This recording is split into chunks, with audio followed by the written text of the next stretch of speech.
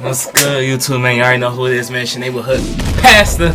Back on the scene. Back on. Hey, look, man. I've been missing, man. I ain't gonna count. I hurt my ankle yesterday or whatever. I was supposed to do a video yesterday, but I got twisted up with my ankle at basketball. Niggas be fouling, man.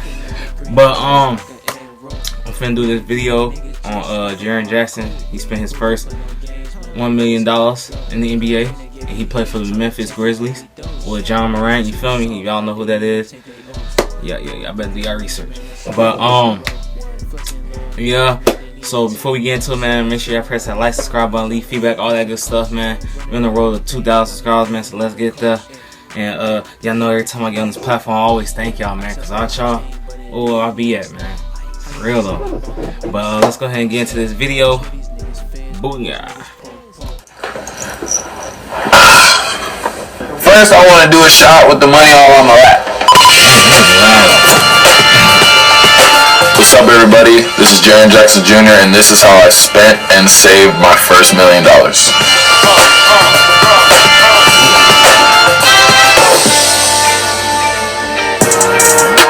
Falling in love with basketball was really kind of an easy thing to do in my household. It just was always around. My dad played professionally for many years, and he won a ring with the Spurs in '99, the same year I was born. Lived in Maryland my early life, and then in Indiana, I was there mostly through high school. That's kind of what really made me basketball-wise, I think. I was blessed to get recruited by every school in the country. Obviously, I picked Michigan State. But that was just because they kept it real with me. I remember if we had a bad game, all the schools would call me and be like, "Oh my God, you play so well, you're it," all that stuff. But Izzo and Michigan State would call me and they'd be like, "Yo, what are you doing? You're literally messing up. Are you good?" I used to hate that, and then I thought to myself, they obviously want me to be great, they're keeping it real. What was that like for you to be a top 5 pick? I was more thinking about coming back from my second year. I went to Izzo's office and I was like, "Yo, I'm trying to stay, let's run it back. My guy." And he basically laughed at me and he was just like, "What are you doing? Get out of here, man. I don't know." And then he drove me to class. He was like, "Yep, this is kind of symbolizing you moving on." And I was like, man, when I got drafted, I just remember being able to see the amount I was going to make kind of hit hard, probably a little harder than I thought it was going to hit. Here are the details of my rookie contract with the Grizzlies. And then I remember my dad coming up to me and being like, "I just made more than he made on one night, basically." That all happened when I was 18. So it's just hard to comprehend all that because you're just growing up, you're just flowing through it, you're a kid, you don't know.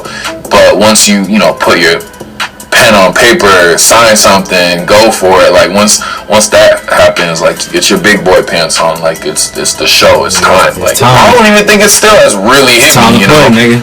First of all, I want to say this is damn near therapy for me. You don't get to reminisce about all these moments, which is really crazy. Nobody take some time, but even since I was drafted, I've just been on the go.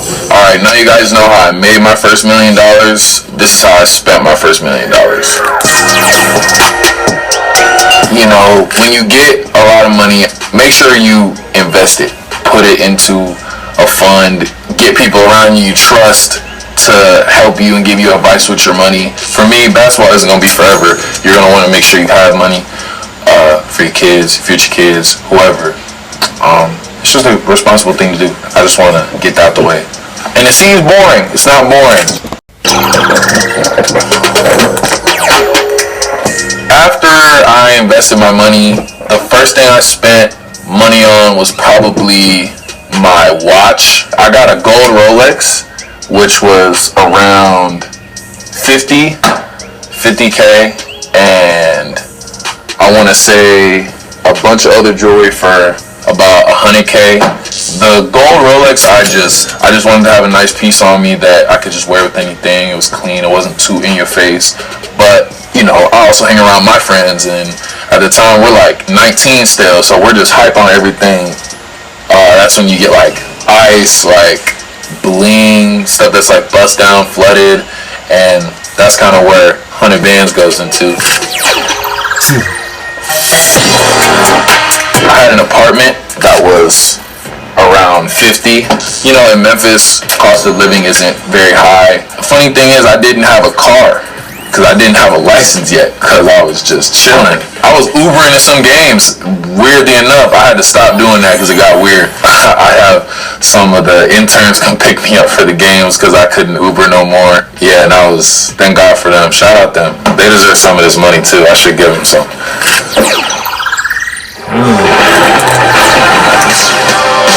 Another thing that's really important to me is music. I've been freestyling since I was, I don't know, middle school. It's like, you know, lunch table with your homies at the crib, wherever. I got into recording probably my first year in the league, but I was like, man, I really want to record at the crib. So I was just like, let's do it. And then we bought all the studio equipment at once, which was crazy. That plus all the studio time I spent was probably 50 as well. I make it mandatory the guys come through and make a songs. There's some songs that people have that have been made in my studio. You may never hear them, but they exist for sure, and they're nice, believe me. Well, eventually I had to get a license. And when I got a license, I wanted to get a car that I definitely wanted for a while. And I got a Range Rover Sport, and it was black, and it was around 100, and I had red brakes on them, black wheels, black car, tint, can't see me. Window tint. And the interior is peanut butter. I call my car Peeber. It's kind of like my little Peeber car. Just a little thing for you. In the summertime, I was still homesick from Michigan State. You know how freshman years are. It's lit, everything's hype, and then I'm just poof, gone. So I really wanted to go back a lot and visit and see my friends. And I was going on vacations, and I was taking my homies on vacations, you know, take the gang out, go crazy. Definitely spent a lot on traveling and going to like the beach or going wherever, you know. And that was around 80 for vacations. You know, you want to remember those things forever. Because when you're hanging out like that, it's priceless.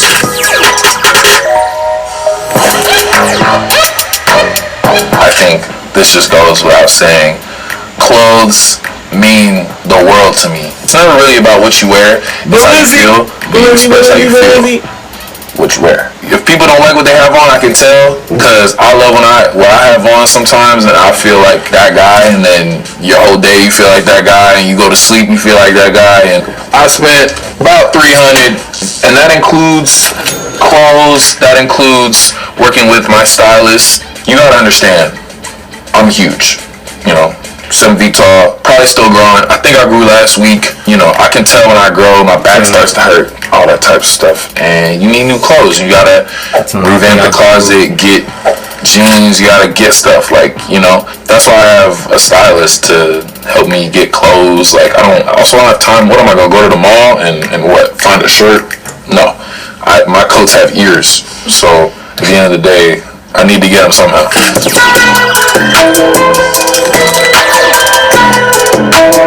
Huge 70 right there.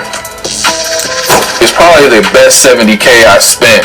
70 on my gang, my people, my family, my friends, anybody I care about.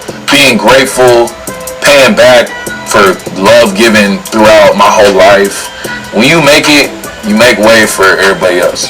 Thanks. You want to bring everybody else with you. Thanks. I'm generous. I definitely take care of my own. And I take care of people who have always loved me and cared about me, and people who I love.